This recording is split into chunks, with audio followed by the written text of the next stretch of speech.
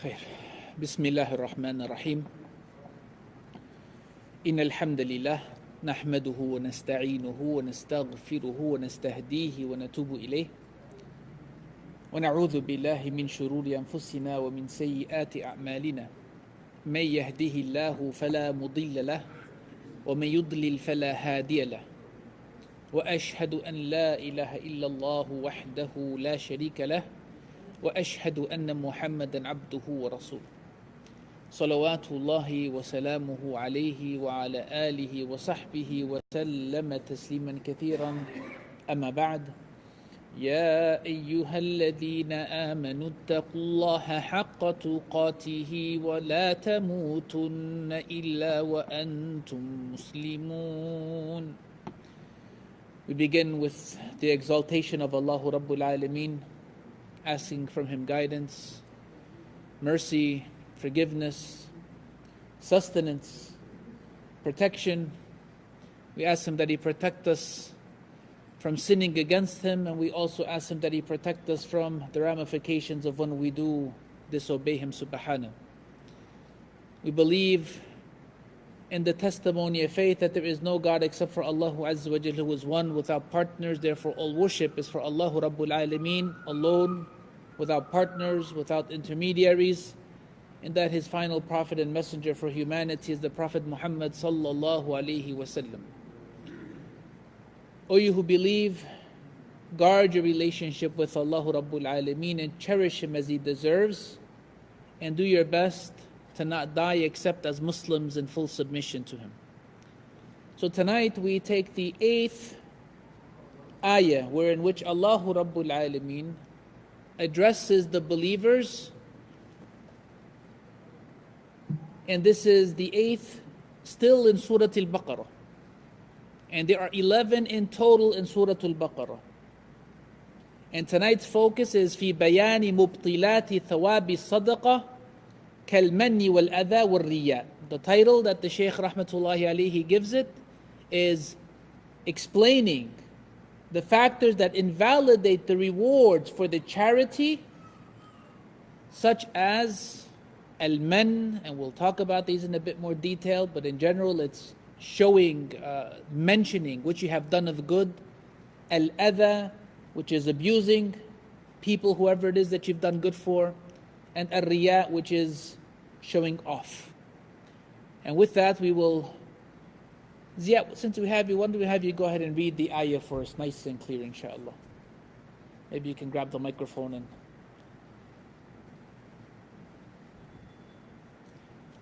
beginning with لا تبطلوا صدقاتكم, of course, يا أيها الذين آمنوا والله لا يهدي القوم الكافرين.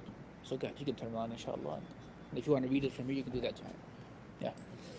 That's it. Just turn the switch up. Yeah, flip it up. There you go.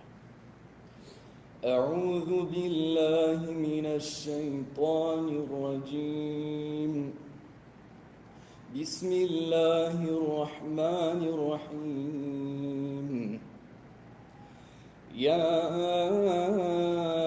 أيها الذين آمنوا لا تبطلوا صدقاتكم بالمن والأذى كالذي ينفق ماله رئاء الناس ولا يؤمن بالله واليوم الآخر فمثله كمثل صفوان عليه تراب فأصابه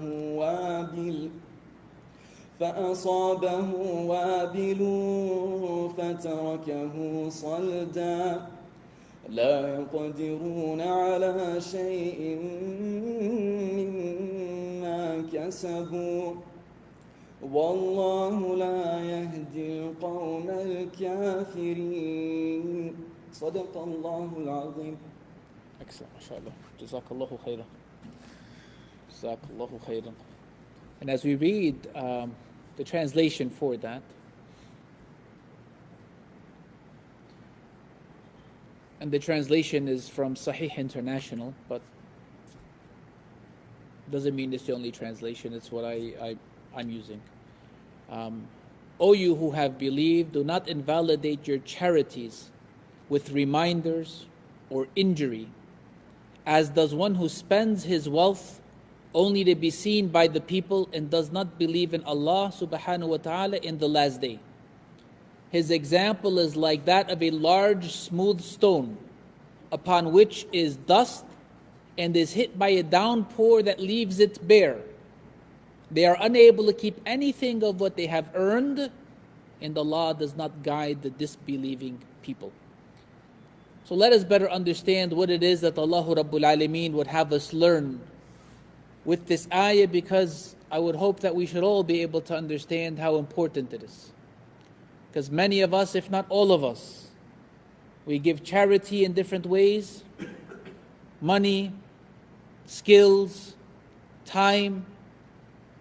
And the last thing we'd want to do is to have that to actually be invalidated because we've done something wrong, preventing it from being accepted and the reward and blessing from being there. So with regards to the explanation, قال الشارح الشيخ أبو بكر الجزائري رحمة الله عليه: اذكر أيها القارئ الكريم ما سبق أن عرفته في سر نداء الله تعالى عباده المؤمنين بعنوان الإيمان، ألا وهو أن المؤمن حي يسمع ويبصر ويقدر على الفعل والترك، لأن الإيمان الصحيح هو تصديق الله عز وجل ورسوله صلى الله عليه وسلم في كل ما أخبر به من شأن الغيب والشهادة، وهو بمثابة الروح للجسم. He reminds us all to recall what he had initially reminded us of, some of the wisdom and the essence of what Allah Rabbul Alameen calls our attention to when He addresses the believers in the Quran with "O you who believe." And it is to understand that the believer, because of their faith, they are living at a different level. They are hearing and they are seeing based on their faith, and how that dictates for them the way that they're supposed to be living life and interacting in it. It is also because of their faith that they are empowered to do what is commanded of them and to abstain from what is prohibited. And it is because of their faith, which is to believe in Allah Rabbul Alameen and all that He tells us and gives us, as well as His Prophet ﷺ and all that he tells us and gives us, of that which is of the unknown, of the ghaib, as well as that which is of the perceivable with regards to our senses. And he says that it is بِمَثَابَةِ الرُّوحِ لِلْجِسْمِ, that it is like the comparison between the soul for the faith for the believer is like the soul for the body. He says فَالْجِسْمُ يَتَحَرَّكُ وَيَقْبَلُ مَا يُرَادُ بِهِ مَا دَامَتِ الرُّوحُ فِيهِ. Says, so the soul, it moves and it will interact with and accept what is wanted from it so long as that soul is still within the body. فَإِذَا فَارَقَتْهُ مَاتٍ. But once the soul leaves the body, there's death. And that's how we should understand that there's such a thing as spiritual death.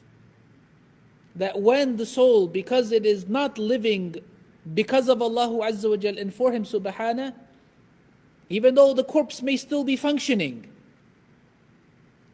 but there is a spiritual death, and with that there's of course many a malady that the person will experience in their life and that they will see. He continues to say, اذكر هذا أيها القارئ أو السامع لتعي عن الله تعالى ما خاطبك به وهو النهي لك عن إبطال صدقاتك.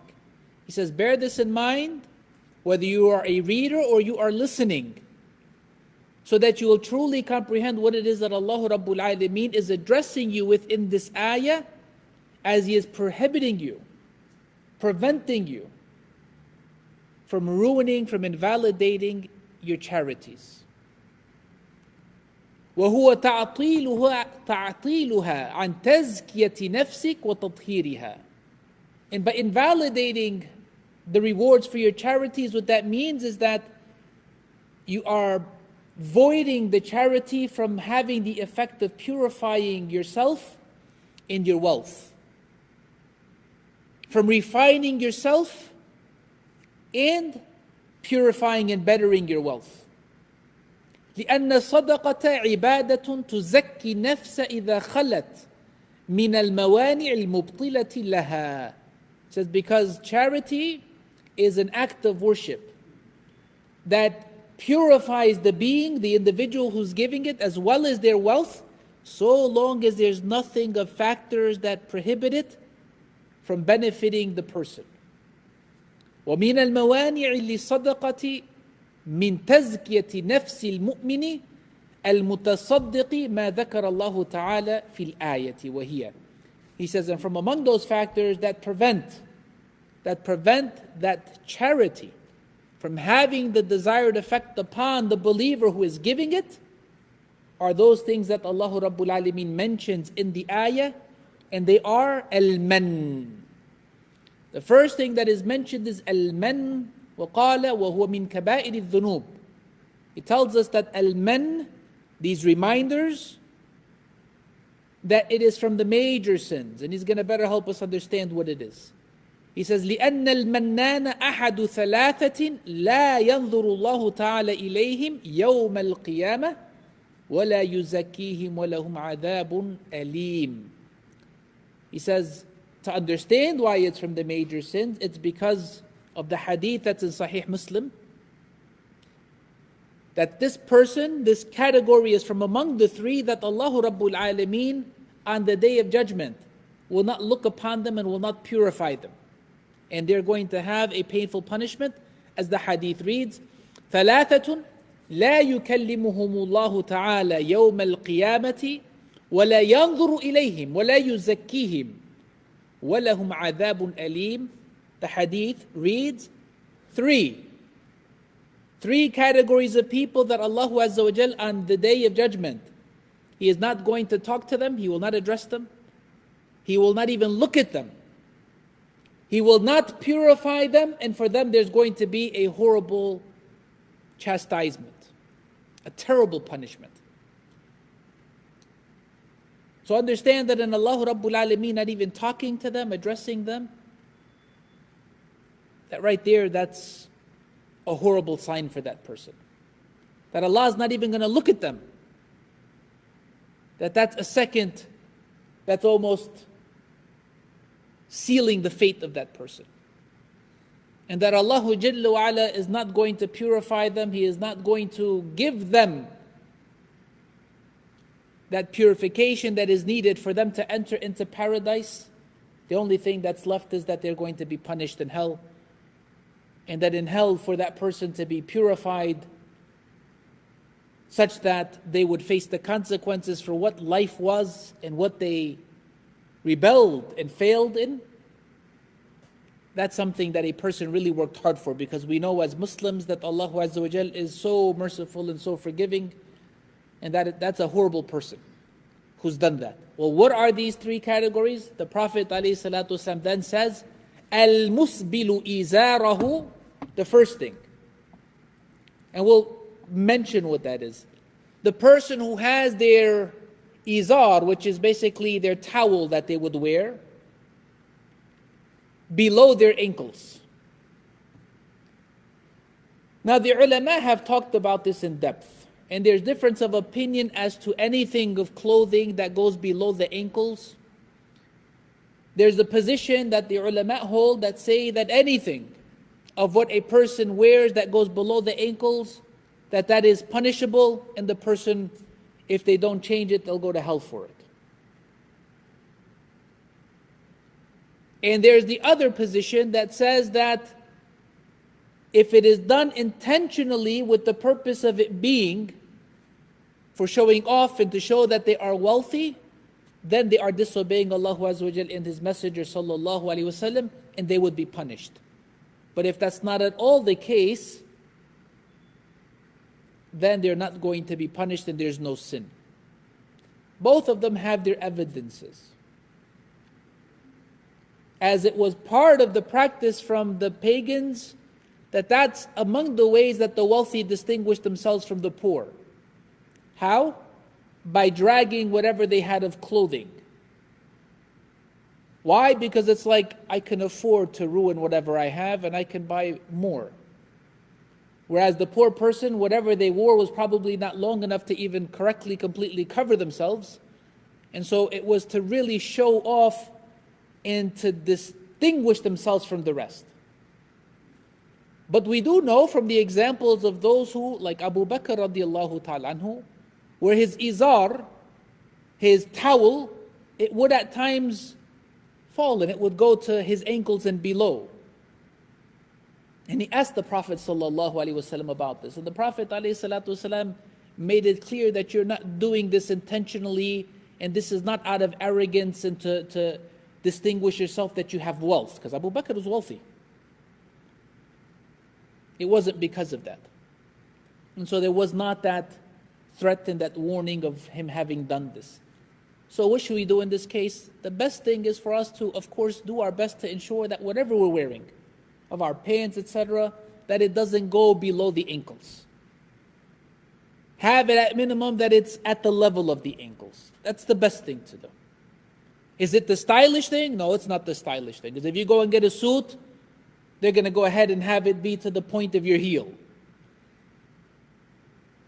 As Muslims, we still want to be on the safe side. But you also want to pay attention to the material that you're buying. Because I'll be honest with you, it happens with me. I go ahead and I look to purchase that which is on clearance or who knows what. I don't know the difference between materials. And when I buy it, it's at the level of the ankle. But after it gets washed, they turn into capris. And people look at me like, where's the flood? And that's not right either. Right? So we want to be sure that in what we're practicing of the sunnah, we're doing it correctly, because we don't want it to be a laughing stock.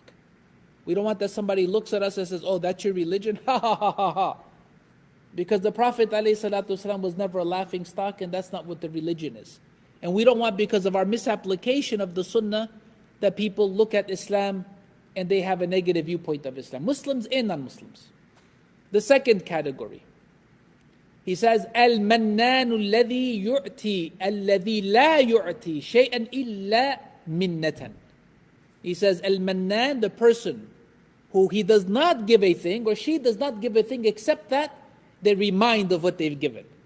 So that's al-bilman, al-mannan. That if I take you out for lunch, I'm going to remind you of how I took you out to lunch. That if I got you a gift, I'm going to remind you about that gift that I got you.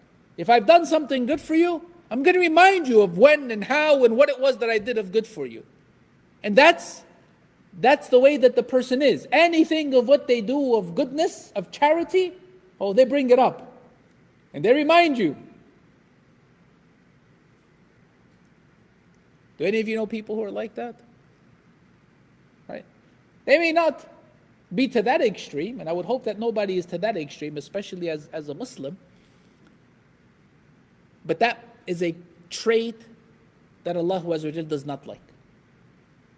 The third is al-munfiqu bil-halaf al-kadhib.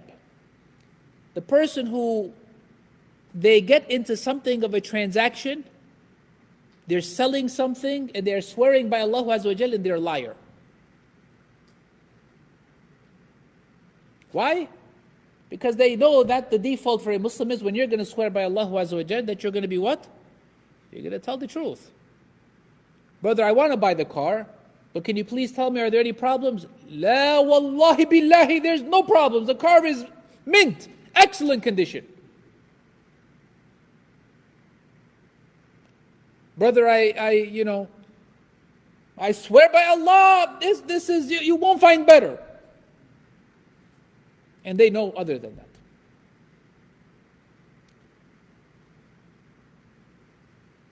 You bring the car to the mechanic. Brother, what was wrong with it? Wallahi ya akhi, the car's got a lot of problems. There's something wrong with the computer, and it could have literally been that a fuse burnt out. That is the third category, that Allah Azza wa Jal, for those people on Judgment Day, He is not going to look at them, He is not going to address them, He is not going to purify them except in the fire of hell. Allah save us from this. He says, وَحَقِيقَةُ الْمَنِّ أَنَّهُ ذَكَرَ الصَّدَقَةَ وَتِعْدَادَهَا عَلَى مَنْ تَصَدَّقَ بِهَا عَلَيْهِ مِنَ الْمُؤْمِنِينَ عَلَى وَجْهِ تَفَضُّلِ عَلَيْهِ. He says, now the reality of this reminding of people with regards to the charity, he says, is that you bring it up. That person brings it up with what they have done for, and in this case, he's mentioning the believers. But it doesn't make a difference in this case whether it's a Muslim or non-Muslim. And they do so to show their favor upon you so that they can, in doing that, kind of keep a specialness. As though if they don't remind you of what they've done, as though they're no longer as prized and as important and as valuable. Alhamdulillah. He says, وَالْمَنَانُ مِنَ النَّاسِ هُوَ الَّذِي لَا يُعْتِي شَيْئًا إِلَّا مِنَّةً عَلَى مَنْ أَعْطَاهُ إِيَّهُ. He says, and this person who's considered to be mannan, that this is the person who does not give a thing except that they're going to remind whoever it is that they've given about the gift, the charity, whatever they have done. فَاحْذَرَ الْمَنَّ أَيُّهَا الْمُؤْمِنَ أَيُّهَا الْمُؤْمِنُ فَإِنَّهُ مُبْطِلٌ لِأَجْرِ الصَّدَقَةِ وَمُوجِبٌ لِغَضَبِ اللَّهِ تَعَالَى. He says, therefore beware of this trait of reminding people, O believers, that you do not do this, because it is from among the traits that Allah Azza wa Jal does not love. It is from among those traits that will invalidate the reward for the charity of which you have done. What is the second thing that is mentioned in the ayah? Al-adha. Al-adha. He says, وَالْأَذَى لُغَةً هُوَ كُلُّ مَا يُؤْذِي الْإِنسَانَ فِي دِينِهِ أَوْ عِرْضِهِ أَوْ بَدَنِهِ أَوْ مَالِهِ. He says, linguistically, it is abuse. And this is abuse in any form to any human being, and it can take place with regards to their religion, it can take place with regards to their dignity or their reputation, their physical being of their body, as well as their wealth. So you could abuse a person in so many different ways. None of them are allowed. وهو هنا الأذى المبطل للصدقات التطاول على المتصدق وإذلاله بالكلمة النابية. He says, and in this particular case of what the ayah is talking about, he says, it is when the person who is giving the charity abuses the person that they have given the charity to by humiliating them and degrading them with what they may say of words, and it could even be of deeds. So it's sad, because it's almost as though in this case the person, to make themselves feel better, they have to kind of put the other person down as they're giving that charity, or that they're giving them whatever it may be.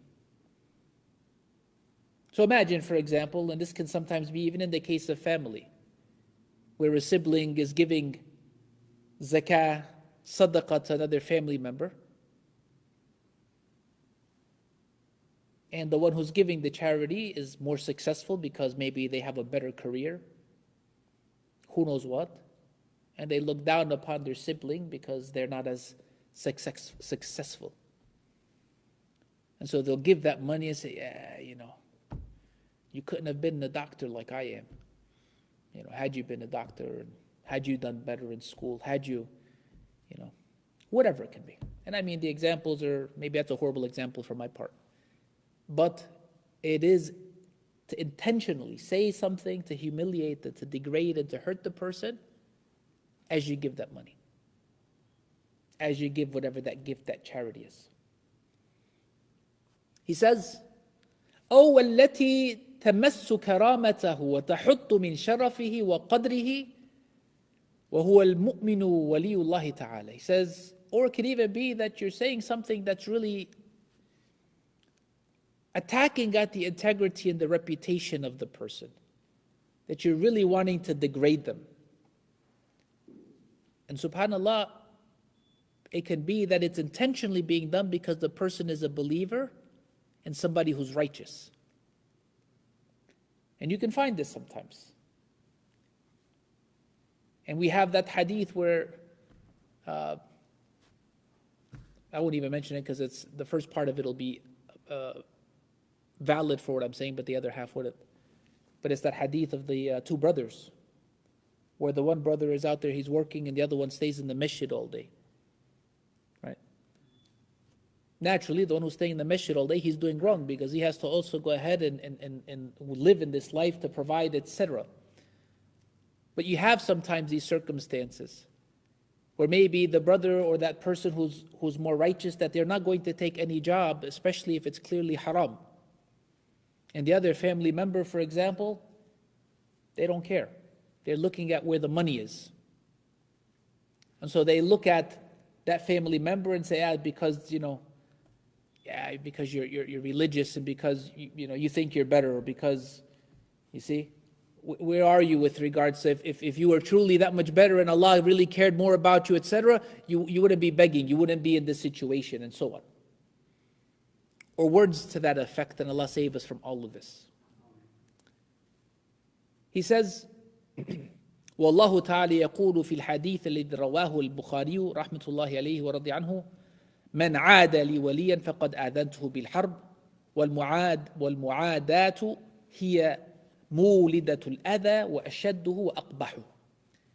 He says, and Allah Azza wa Jalla is reminding us of the hadith al-Qudusi that is in al-Bukhari, where Allah Tabarak wa Ta'ala said, whoever takes any one of my dear servants as an enemy, I have declared war upon them. And he says that this aspect of a person treating a believer as an enemy, that this is from among the ugliest and the worst forms of enmity, and with regards to Allah Azza wa Jalla, among the worst things that a person can do. Right? Especially when it's intentionally because they're righteous that you decide that you want to bother them and humiliate them and disgrace them and things of that sort. The third category that is mentioned in this ayah is الرياء. الرياء وهو أن يري العبد عمله للناس رجاء أن يحمدوه عليه أو يدفع به مذمتهم إذا خاف ذلك منهم. He says that this is when the person does their deeds intentionally so that they can be seen by whoever it is of the public. For one reason of either so that they can be praised for whatever they're doing, or so that they can thwart off whatever there may be of criticism if there's fear that if they don't do it that they're going to be rebuked and who knows what of stuff. So when we look at the aspect of giving in charity, that when they do it publicly, they do it so that people can say, oh, mashallah, look at Shpendim, man, he gave money. Or that, because they know, for example, Shpendim is wealthy, that if he doesn't give, that they're going to say, Shpendim, he's cheap, he's stingy, he's greedy, therefore I give so that the people won't say bad things about me. So it's not about Allah Rabbul Alameen and doing the right thing. It's more about because of what the people are going to say and how they're going to respond. That's basically الرياء. He says, وَهُوَ فِي هَذِهِ الْحَالُ مُرَاءٌ. He says, and this is basically what you're doing of your interaction because of the people with the people. وَالرِّيَاءُ مُبْطِلَةٌ لِلْعَمَلِ مُفْسِدَةٌ لَهُ فَلَا تَزْكُ بِهِ نَفْسُ الْبَشَرِيَّةِ. He says, so this aspect of showing off or doing things because of the people, it is also that which invalidates the deeds of the person, and it also ruins what there would be of the person being purified otherwise because of the deed of what they're engaged in. He says, كَالْمَنِّ وَالْأَذَى سَوَاءٌ بِالسَّوَاءِ فِي إِبْطَالِ الصَّدَقَاتِ. He says in that الرِّيَاء, showing off, it is equal to, in the same aspect of invalidating the rewards for giving charity, it is equal to everything of what was mentioned before of al-man and al-adha, of reminding people of the good that you've done and of abusing them. All three of these are included in the same ayah. They're all in the same category. And he reminds us that Allah Azza wa Jalla says, لا تبطلوا صدقاتكم بالمن والأذى كالذي ينفق ماله رئاء الناس. Do not invalidate your charities by mentioning and reminding people of what you have given, by abusing, in the same way that a person will ruin their charities and what they have done when they give it to show off. فالرياء في الصدقات مبطل لها كالمن والأذى. Says, and so once again the reminder here is that showing off will invalidate the deeds in the same way that reminders and abuse do. إلا أن الرياء عامة يكون في الصدقات وغيرها من سائر العبادات كالصلاة والذكر وقراءة القرآن والحج والعمرة والجهاد والأمر بالمعروف والنهي عن المنكر. He says, except that the difference is this aspect of doing things for the people, it's much more general. It's much more general and includes all sorts of other topics or other forms of worship, such as our prayers, our remembrance of Allah Rabbul Alameen, our reading of Quran, our performance of Hajj, Umrah, of Jihad, and we had talked about that in depth the last time, of the different ways in which we are exerting ourselves sincerely for Allah Rabbul Alameen. Also, as well as what there is of enjoining what is right and forbidding what is wrong. All of those different things. لِذَا فَهُوَ أَخْطَرُ مِنَ الْمَنِّ وَالْأَذَى. He says, and because of that, it's actually more dangerous than the other two categories.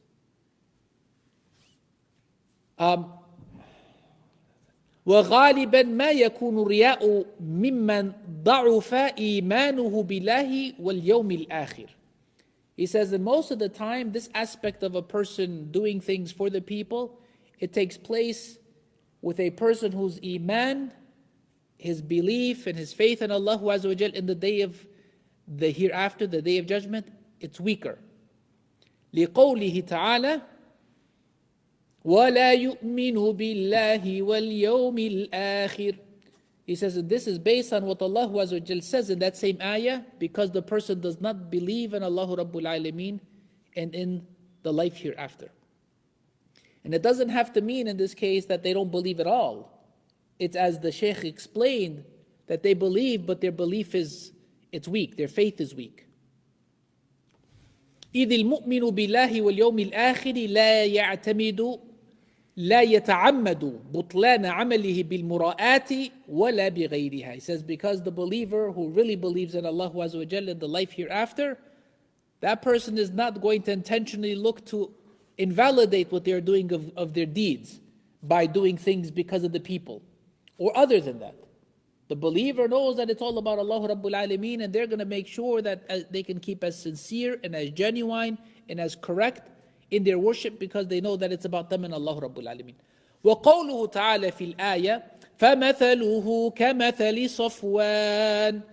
Allah Rabbul Alameen says the example, the likeness, the parable of the person of these people, the three of them, is the example of a Safwan. And he tells us now what this Safwan is. He says, وَصَفْوَانُ هُوَ الْحَجَرُ الْأَمْلَسِ.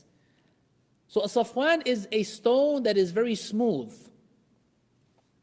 A stone that is very smooth. Well, what about it? He says, عَلَيْهِ تُرَابٌ فَأَصَابَهُ وَابِلٌ.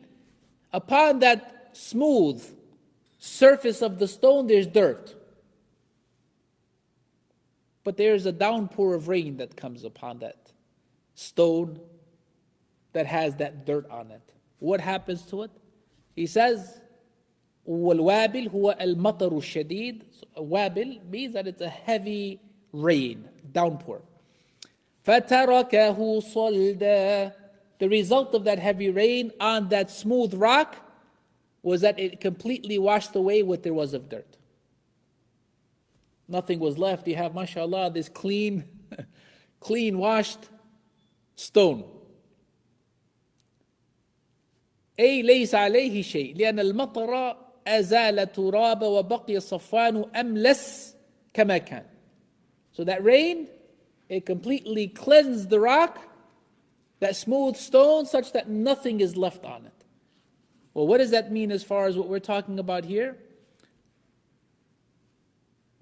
It means that لا يقدرون على شيء.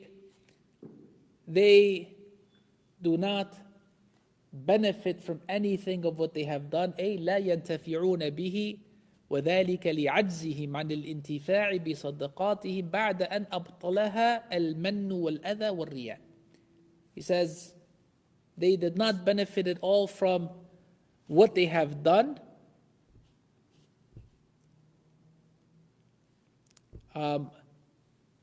They have not benefited at all from what they have done of these charities, because they have invalidated and negated that good because of the reminders, because of the abuse, and because of the showing off.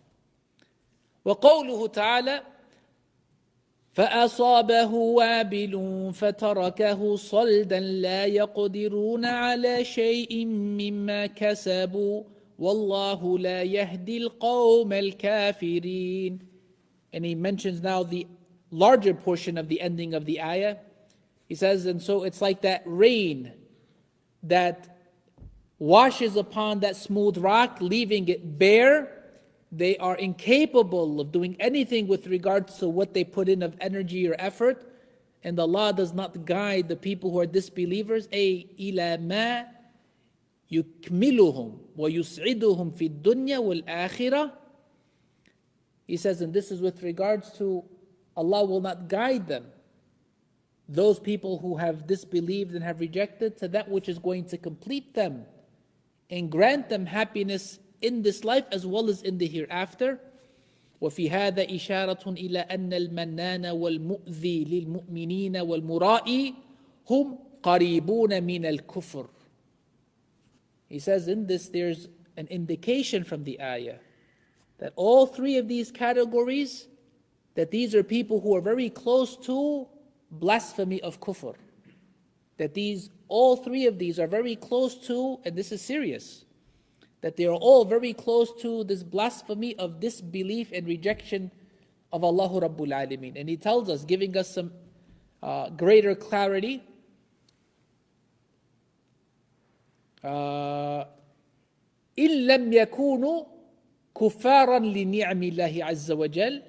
He says, if they are not already those who are from the second category of kufr. Remember, because we had the last time stated that there's two kufr, two forms of blasphemy.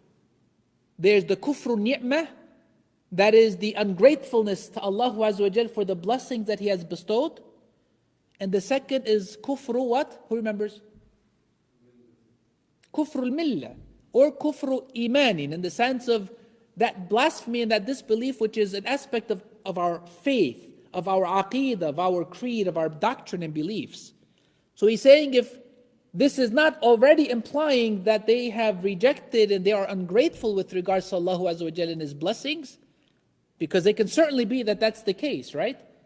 That they are reminding people of what they've given because they don't understand, they are rejecting that Allah Azza wa Jalla is the one who's blessed them with whatever they have of gifts and wealth, that they are abusing people with what they have given, that they are not grateful to Allah Azza wa Jalla because He is the one who has given it to them, that they are showing off and doing things for the people. So it may very well be that they are already ungrateful to Allah Azza wa Jalla for these gifts. He goes on to say, وَذَلِكَ بِتَرْكِ شُكْرِهَا وَصَرْفِهَا فِي مَا يُحِبُّ الْمُنْعِمُ عَزَّ وَجَلَّ. And that's because they have abstained from showing gratefulness and appreciation and using those gifts in the way that Allah Azza wa Jalla, the bestower of those blessings, required of them. ألا فلنحذر أيها المؤمنون كل ما يبطل صدقاتنا بأن تصبح لا تزكي أنفسنا ولا تطهرها. He says, so once again, he warns us that all of us as believers should be very cautious, that we are not going to do anything that is going to invalidate for us our actions of charity, our good deeds, such that we are then going to be losers because we will not be purified, not our souls, not our minds, not our hearts, not our being, not our wealth. وَنَحْنُ نَعْلَمُ حُكْمَ اللَّهِ تَعَالَى فِي النَّاسِ أَبْيَضُهُمْ وَأَسْوَدُهُمْ عَرَبُهُمْ وَعَجَمُهُمْ. وهو فوز أصحاب النفوس الزكية وخيبة وخسران أصحاب النفوس المدسات الخبيثة. He says that we know what Allah Azza wa Jall's ruling is, what His verdict is, with regards to humanity. All of them. Those who are white and black and all in between, those who are Arab and those who are non-Arab. And the verdict is that those pure, good, righteous people are the winners. And those are the losers who are the opposite. Those who are not living and striving and purifying themselves to be righteous in the way that Allah Azza wa Jal wants. And he goes on to say, التي لم تطهر بالإيمان وصالح الأعمال. He says those are the people who did not purify themselves by having true faith and the righteous deeds that is also required of a person who has true faith. إذ قال الله تعالى قد أفلح من زكاها وقد خاب من دساها. He concludes saying, and the proof for this is what Allah Azza wa Jal tells us in Surah Al-Shams, when He says, certainly they have won, they are successful, those who purify themselves, their souls, their being, their essence. And certainly they have lost, they have failed, those who further pollute, those who further poison, those who further ruin their souls and their selves and their being. And we ask Allah Azza wa Jal that He bless us to be from those who focus on purifying ourselves, purifying our hearts, purifying our souls, purifying our beliefs, our thoughts, and through that purifying everything of our worship, our speech, our actions, our character, so that Allah Azza wa Jal loves us and is well pleased with us. Allahumma ameen wa sallallahu wa sallam wa barak ala nabiyyina Muhammad. If there are any questions, inshallah ta'ala, we'll address any questions that you have. Go ahead. When you mentioned about the izar, that you should be like right by the ankles or just a little bit below the ankles. But if you see in some parts of Muslim world, the izar has to be really high above the ankles. And if it's not above the ankles, your prayer is not accepted. So have you heard anywhere read any hadith regarding this fatwa or this way of practice that is being done? It's a good question. So he says in some parts of the Muslim world that the way that they will wear whatever they have of their izar or their thobe or their clothing is that they wear it very high above the ankle. And some will even say that if you don't have it above your ankle, that your prayers are not even accepted. What we find is that there are some ahadith and there are some statements from the Sahaba Ridwanullahi ta'ala alayhim with regards to this aspect of isbal, this topic of isbal. But once again, we see that based on the evidence, there are those who when they look at it, they don't look at the ta'leel, they don't look at anything of the reason why the verdict is there. They're just looking at it, the Prophet ﷺ said, and it's done.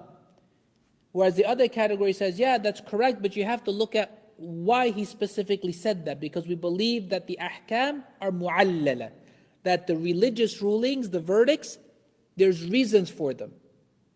It's for the most part, there's reasons for them. There are some things, of course, we don't know why. Why is Maghrib 3 rak'ahs? We don't know. We believe, we obey, we follow. But for other things where it is mentioned, in this case, khuyala is what's mentioned specifically in the ahadith, that the person who drags their clothing material below their ankle out of showing off, out of boasting, out of being proud, they look at that and say that here is specifically being stated. Yarhamukallah. They say that that has to be understood. Now even then, that category still says we shouldn't do it, but the aspect now specifically to ask, is the prayer accepted or not? The stronger position, and Allah knows best, is that it is not from the shurut of salah, meaning it is not a condition, a precondition, an external condition for the salah to be accepted. In the same way that a sutra in the way that the Prophet ﷺ would have something in front of him when he made salah, that even the sutra, which is something that is stressed, that it is not considered to be a shartun min shuruti sihhat as-salah. It is not considered to be a critical external factor, a precondition in order for the salah to be correct. So there's the importance of it, but alhamdulillah that if a person were to not have those things, that their salah is still good, that their salah is still correct. And that's, and Allah knows best, but that seems to be the stronger position. And Allah knows best. Doesn't mean that if you go to a particular type of a group or people or a setting, that they're going to understand that, they're going to respect that, because part of the issue that we have as an ummah, and Allah help us, is that we don't necessarily respect the other position and opinion. Right? Like I was told recently, subhanallah, how a person was in the presence of somebody who had led salah, of this young, mashallah, person who was like a hafid and reading salah and reading Quran, and he was put forward to lead salah, but he didn't have a kufi or taqiyya, he didn't have anything on his head. And that one of the people from the jama'ah said to him, you know, your salah and everything was good, but shaitan was sitting on your head the whole time.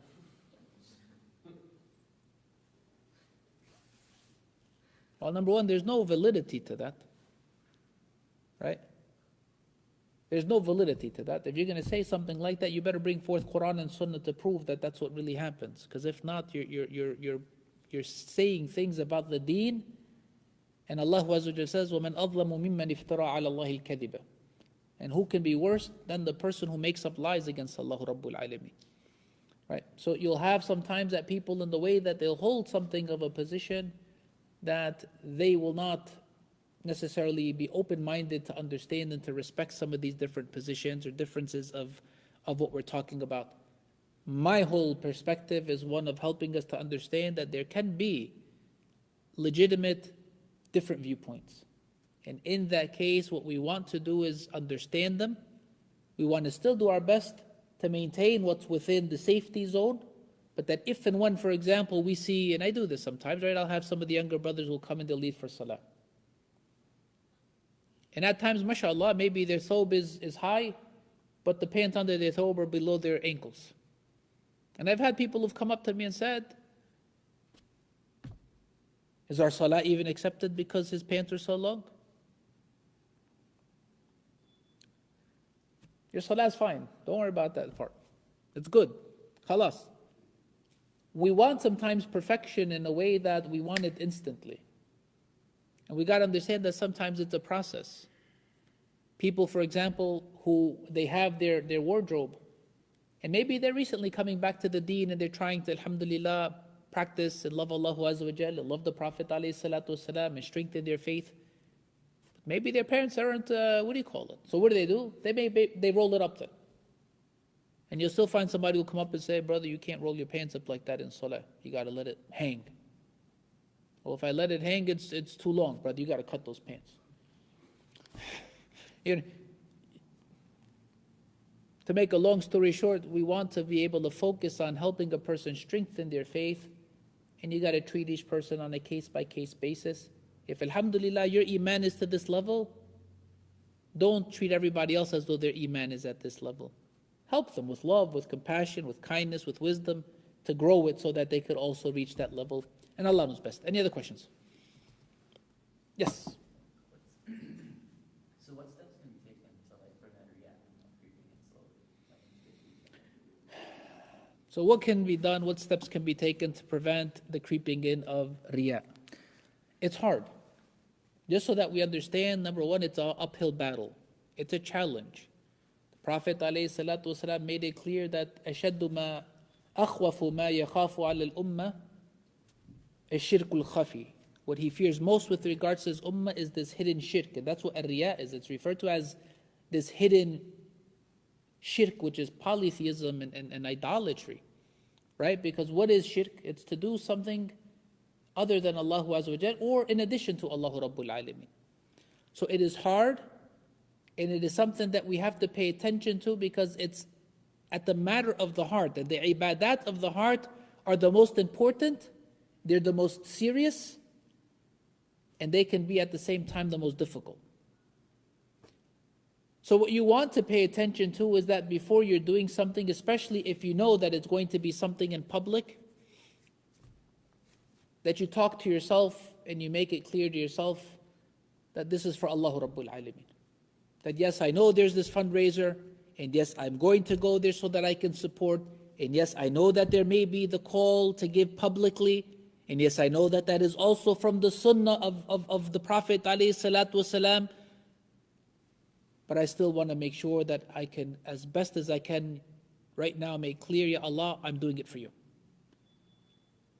And of course, it doesn't have to require all of that conversation, but the point is I'm trying to, demonstrate it.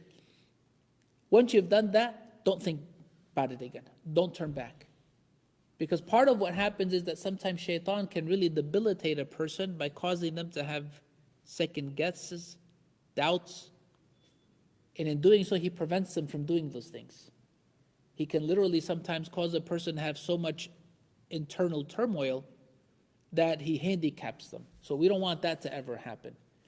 So if it is that, alhamdulillah, you have the opportunity, you're doing whatever that good deed is, that act of worship, you have beautiful recitation, somebody calls you to read, you're visiting and somebody wants you to lead them in salah, whatever the case may be, pause for that second, remind yourself that, Ya Allah, this is for you, and Bismillah, you go ahead and do it.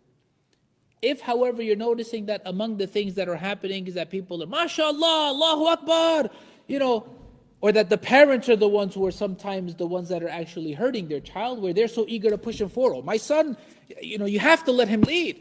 My son, he recites Quran so beautifully, my son, mashallah, he's a hafid, you have to. And that poor kid's inside this is where the parents have to be merciful. Because what you're doing or wanting to do may not necessarily be at the same level of where your child is at. And yes, we always want to be, as parents, proud of our kids and be able to stand on top of the world with them and show off and say, Alhamdulillah, this is what I was able to raise of a son, of a daughter, etc. But again, we want to make sure that even in the way that we're going to be mentioning our children, that it should be sincerely for Allahu Rabbul Alameen. And so it's always going to be a challenge. If it is that you're feeling tempted, you're feeling that you're being put out there, etc., communicate with whoever it is, just so that this way you can try to maintain and keep yourself in better check. And Allah knows best. Allah knows best. Yes? If you have a continuous charity, for example, somebody helping a masjid, but they have said some things about it and they've been showing off, is that deed completely negated? Because it's continuous. I mean, you say something today, that's what I will say today, maybe. It's a good question. It's a good question. The person who gives a charity, that's a continuous charity. But yet they're committing one or two or three of whatever these different factors that invalidate the charity. Does it mean that for them the continuous charity becomes completely invalidated? Or is it for that particular time that they're doing this? Allahu A'lam. I don't know. Allah knows best. Any other questions? Going once. My last question. When I mentioned earlier about in the same part of the world that I noticed, and the cap is also something very important. First, the imam has to wear the cap.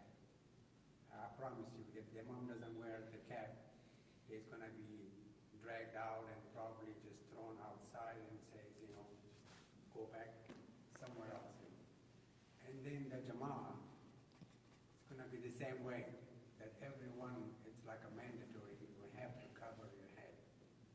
Here, in our Jama'ah, from time to time, I look around. I don't wear my cap all the time. Yusuf, plug that wire into the back of the camera, please. And so I see the loose wire. I see maybe 10% of the Jama'ah wear caps, and maybe 90% of our Jama'ah does not wear cap. So my question to you, as Alim, you spend so much time over there and you learn, mashallah, the hadith and the religion, more than what we have done here. How the Prophet ﷺ and the Sahaba Kiram, how did they apply to the cap? And when they were praying, was the Prophet ﷺ wearing cap all the time, the Sahaba Kiram wearing cap all the time, or just seldomly? So it's a great question asking about the cap. Because in some of these different cultural settings and people, they believe that the Imam has to always cover his head. And they believe that when they're making salah, they always have to cover their head. Look, when we look at the Prophet ﷺ, we have to understand that he was an Arab from his people. He dressed in the way that they dressed. He did not all of a sudden, after becoming Rasulullah sallallahu alaihi wasallam, start wearing an Islamic wardrobe. Whatever the Arabs of his people wore, that's what he wore. There were some slight modifications that were made to address what was un-Islamic. Like what? Wearing long clothes that were to show off and to be a standard of your social status, that was something that was addressed. The wearing of silk, not allowed for men, that was a feminine garment, a feminine material, that was for women. For the men Islamically, then it became prohibited. Jewelry of gold, right?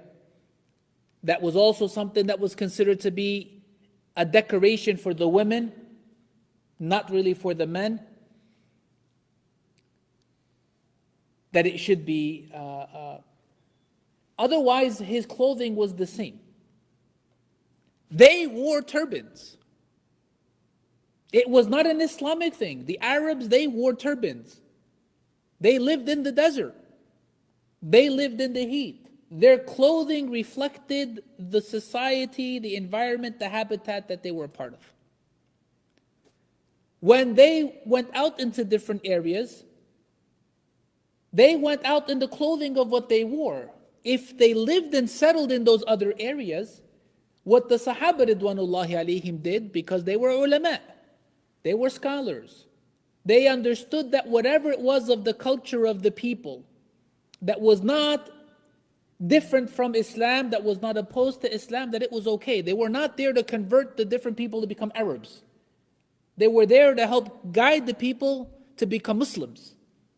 And I want us to understand that difference, because all too often for us, we want the people to become Turkish, we want them to become Arab, we want them to become Pakistani, we want them to become Nigerian, we want them to become whatever it is of the cultural background, because for us, we don't differentiate between culture and religion. And that's wrong. That's wrong. The culture of whatever the people's background is, they can maintain that. They don't have to become anything other than whatever they are. It's the Islam that we want to focus on. So are there times that the Prophet ﷺ did not cover his head? I'm sure there were. With regards to the salah, there were times that he prayed without his turban, sallallahu alaihi wasallam. Now here's the other part. You'll have some folks who say, yes, we know that was means sunan al-ada, not sunan al-ibada, meaning that was from his cultural norm, not a religious standard. But we are doing this to emulate him, therefore for us it's ibadah. Yes, that's correct. If you are doing something that for him was not a religious thing, you're doing it because you want to emulate the Prophet ﷺ, that is rewarded, you're rewarded for that, inshallah. That is inshallah ta'ala something that can be a form of worship. But now don't go ahead and make it something that is from a sunnah to a fard. It is still a sunnah. It is not a sunnah in the sense of it being, a mandatory thing. No, it is a sunnah, meaning that it was something that is an aspect of what he did But the religious ruling and the verdict on it does not go up to anything greater than being something that would be recommended. Right? So what we're really suffering from is this, and it's simple. And I say this even with non-Muslims who will ask the question about, what's the solution with regards to, the problems in the Muslim world, etc. The solution is for us to truly be better Muslims. Because if we were truly better like the Prophet ﷺ, the issue of wearing something on your head is not even going to be a problem. Imam or not imam. The issue of, how long you grow your beard is not going to be an issue. We're not going to have all these problems that we find of everything of what our eye can see to want to dislike each other and to fight with each other. If we truly understood who and what the Prophet ﷺ represented, wallahi, we would be like they were. That utopian society that they had, that's what we would be like. And Allah knows best. We have a few more minutes until 10 o'clock. We stop at 10 if there's more questions. If there's no more questions, we end early, inshallah. Going once, going twice, and a half. All done. وصلى الله وسلم وبارك على نبينا محمد وآخر دعوانا أن الحمد لله رب العالمين وإياكم.